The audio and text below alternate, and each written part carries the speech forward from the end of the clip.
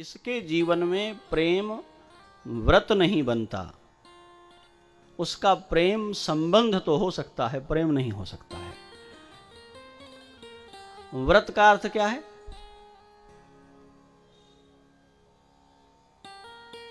सामान्य रूप से आप लोग व्रत का अर्थ क्या समझते हैं?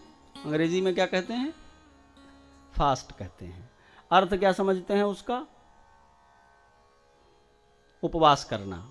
यद्यपि व्रत और उपवास अलग हैं, पर रूढ़ अर्थ में हम लोग व्रत का अर्थ उपवास करना समझते हैं।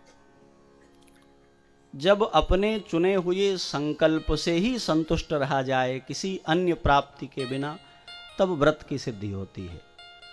कुछ नहीं खाए पिए, कुछ नहीं प्राप्त किया, फिर भी तृप्त हैं। यही प्रेम का वास्तविक स्वरूप है। जहां चाहने को ही पाना मान लिया जाए वो प्रेम है। जहां चाहना और पाना दोनों बातें अलग अलग हैं, वहां एक ही रहेगा। और यदि प्राप्ति हो गई, दुनिया की कोई ऐसी भी प्रेम कथा है जिसमें प्राप्ति भी हो? विश्व भर की, केवल भारत की नहीं।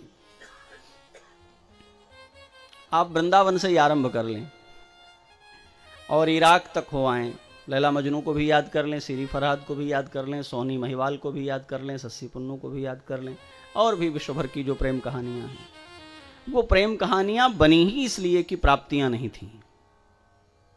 जहां प्राप्तियां हैं वहां तो राशन कार्ड बने, परिवार रजिस्टर बने। प्रेम चाहने में ही सिद्ध होता है, पाने में सिद्ध नहीं होता।